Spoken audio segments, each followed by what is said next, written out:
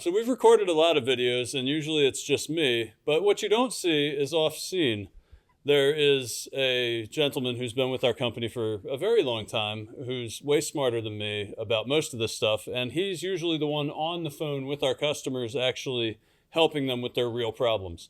So most of my stuff, I'm kind of talking from, decades of experience, but Alex is living this stuff day in and day out. So when I started talking about troubleshooting Prism, I was like, you know what? Get on the other side of this camera, dude.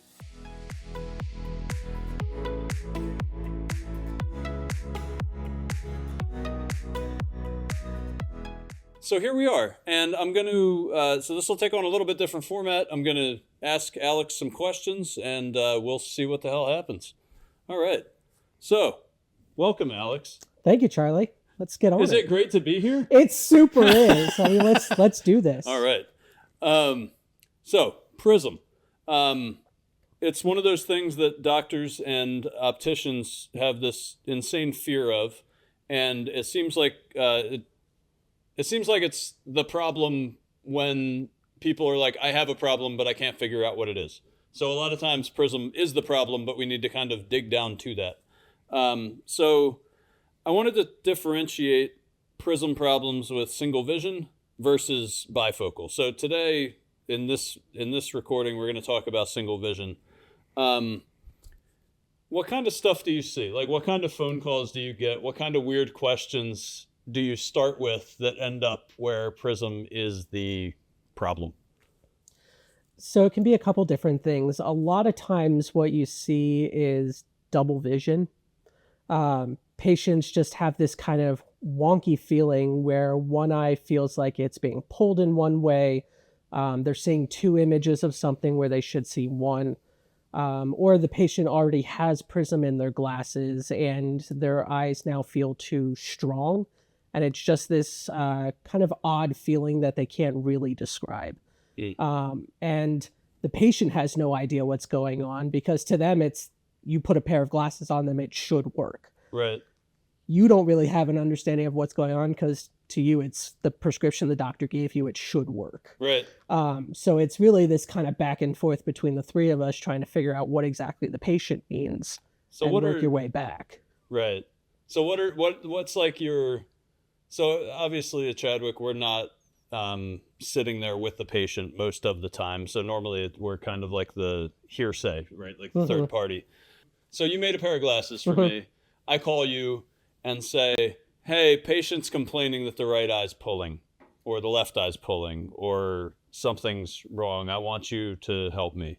What's the first couple questions you start asking? So really, there's a couple questions we can start with.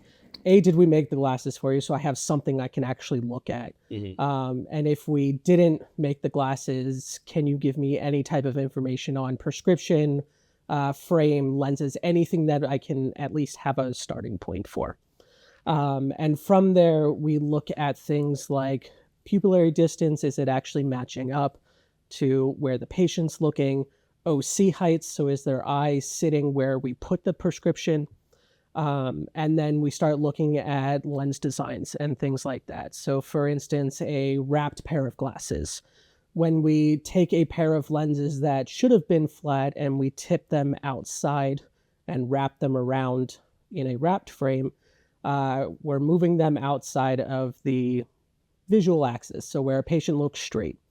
And when we do that, we compensate by putting Prism into a pair of lenses that isn't necessarily part of their prescription, but brings their prescription back into the front of their eyes.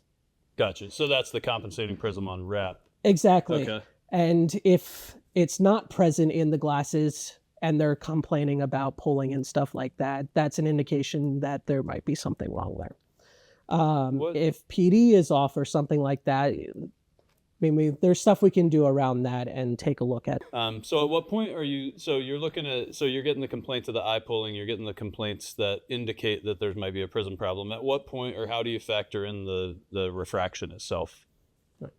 So when we're looking at a refraction, you have anisometropia, so a difference between the two eyes. And when your prescriptions are fairly similar in between both eyes, -2, -2, +2, +2. When you have OC differences, if you're using standard Prentice rule, your prisms are going to cancel out between each eye if you're having standard differences between OC.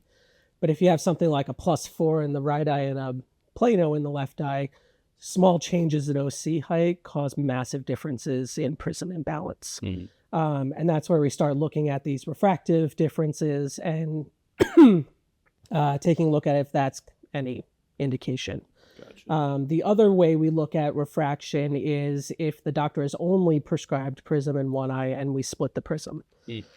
So if the doctor very specifically asked for it in one eye and they had a very good reason for one eye, usually we'll split prism or we'll be asked to split prism to balance it across the glasses so that one eye isn't this kind of Coke bottle heavy thing on one side and light on the other side.